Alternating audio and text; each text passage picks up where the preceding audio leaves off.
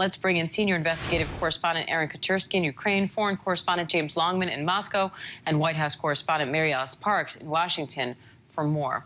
Aaron, I want to start with you. The Kremlin is now claiming that President Zelenskyy of Ukraine has said he's ready to discuss neutral status for Ukraine, and that Vladimir Putin is prepared to send a delegation to Belarus to hold talks there. How credible do you think that claim is?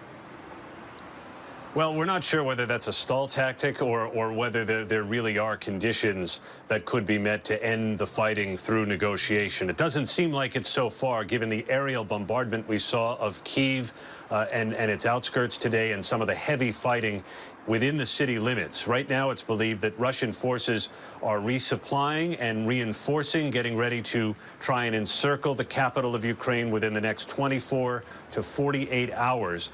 But whatever pause there may be, we're not sure that's going to be enough for negotiations.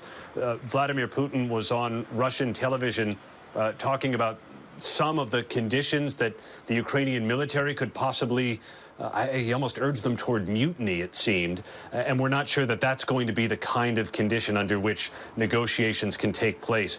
If, as the Russian foreign minister said, the Ukrainian military would have to lay down arms before there could be any talk, the Ukrainian military is only spurring more people to take up arms, urging any able-bodied person to grab a gun and join the resistance. The Ukrainians have been fighting fierce battles in different parts of the country, but they're under no illusions about the power of the Russian military. President Zelenskyy, in a message directly to them, said, "You're all we've got." He's been appealing to the West for more, but no Western nation is going to commit boots on the ground here. And so Zelenskyy told his military, "You're all we have defending the country." And James, as Aaron mentioned, Vladimir Putin is again speaking on Russian TV. What's his latest message today? Well, it's more of the same, Diane. He's actually on television right now speaking to his National Security Council. It's televised again. That's only the second time that's ever happened.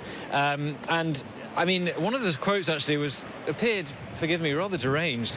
He said, "Don't allow neo-Nazis to use your children, wives and elderly as human shields." He's talking to the Ukrainian military here. As Aaron was saying, this is an appeal to mutiny. To take power into your hands, it seems like it will be easier to negotiate with you than this gang of drug addicts and neo-Nazis who have say in Kiev and have taken hostage the whole Ukrainian people. So this is just more of the narrative from the Russian government that the whole of Ukraine is run apparently by Nazis, and that it's really important that they intervene to stop what they've repeated is a possible genocide.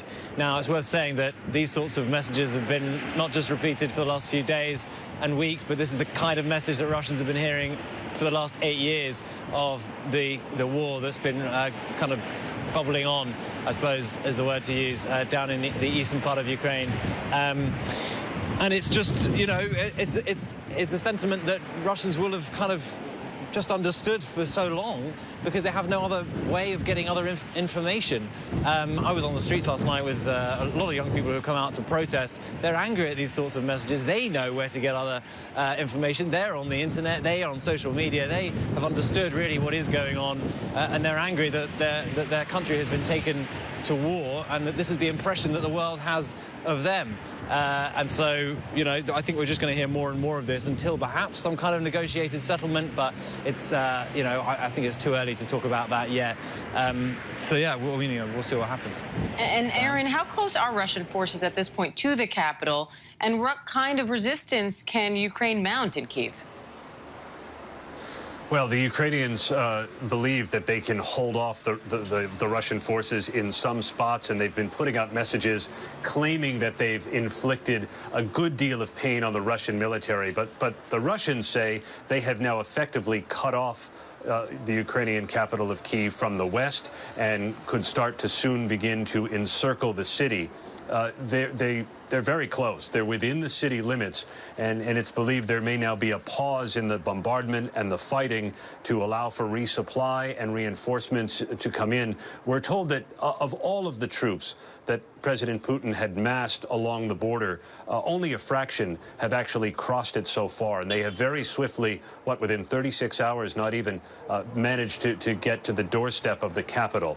the Ukrainians are taking up arms and these instructions to build Molotov cocktails to make bombs out of bottles, that could sow the seeds of an insurgency that lasts here for a very long time and make the conflict that much longer and that much bloodier. And MaryAlice, several of President Biden's top national security team members were seen at the White House this morning. Any news on what's being discussed there? Now, we know that the president was also going to meet today with NATO partners. You know, there's a big talk about whether more troops should be sent to reinforce the NATO eastern flank and whether NATO itself would sort of call for that, would put in place a rapid response force and specifically ask for NATO members to send additional troops. I asked the White House about that yesterday. Jen Psaki said that would still be a decision that NATO together as an alliance would make. So we're waiting to hear about what their next steps are. And they're obviously also working on this pending humanitarian crisis and refugee crisis. You know, I asked the White House yesterday whether the 17 members of an that were activated as sort of an emergency response force to head to Poland to help with the humanitarian response was remotely enough, if we could be looking at tens of thousands, hundreds of thousands of people trying to cross that border. They said no, it was just the first step.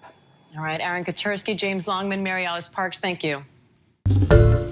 Hi, everyone. George Stephanopoulos here. Thanks for checking out the ABC News YouTube channel. If you'd like to get more videos, show highlights, and watch live event coverage, click on the right over here to subscribe to our channel. And don't forget to download the ABC News app for breaking news alerts. Thanks for watching.